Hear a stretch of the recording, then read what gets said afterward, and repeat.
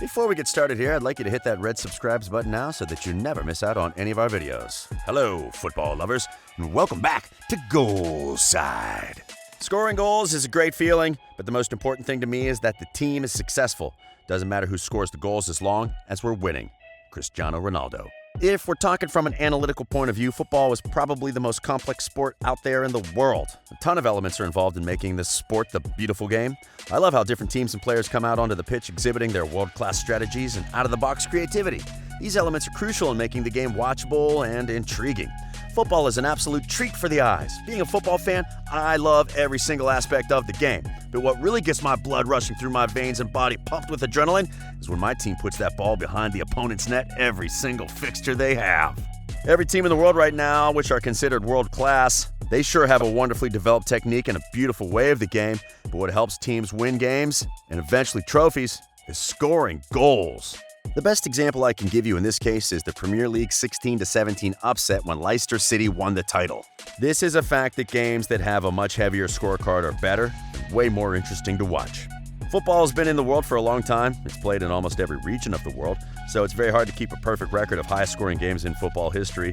But let us talk about the most known highest-scoring games in pro football. Arbroath versus Bon Accord. In the year 1885, Arbroath completely annihilated their opponents Bon Accord with a margin of 36-0 to win the Scottish Championship.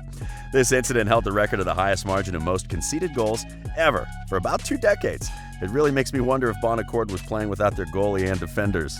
Asadema versus So Ayamern. Dated October 31st, 2002, this is one of those football matches that would be remembered in history forever. Asadema scored a total of 149 goals versus SOE and conceded nothing.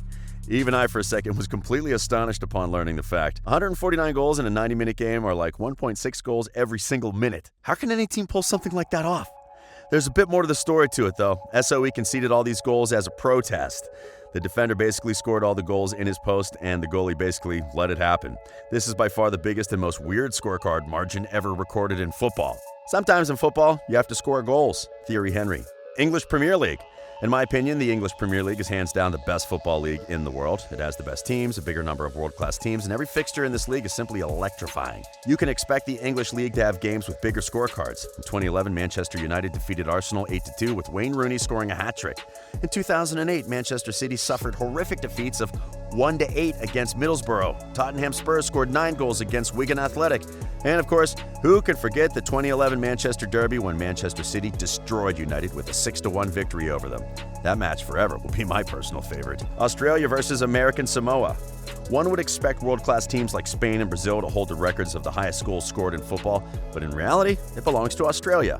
Football is not that big in Australia, but they definitely shook the world when they scored 31 goals against American Samoa, conceding none during their World Cup qualifying match. The previous record of maximum goals scored on an international platform was also held by Australia, 22. The Kangaroos are a team to look out for. Germany versus Brazil.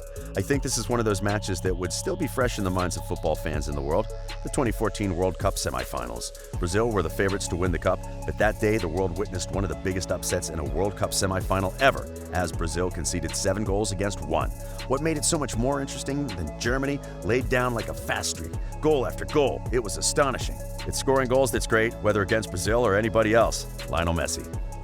The above-mentioned fixtures are the ones which are most widely talked about, but the football world is so vast that history is being made every single day. If you play football, whether out on the streets with your friends every day or every single Sunday after a long, hectic week, scoring goals and winning matches is a feeling all its own.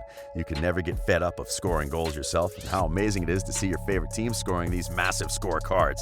If you ask me, I believe that football is nothing less than a blessing, and every single element should be cherished and enjoyed. Some people think football is a matter of life and death. I don't like that attitude. I can assure them it is much more serious than that. Bill Shankly.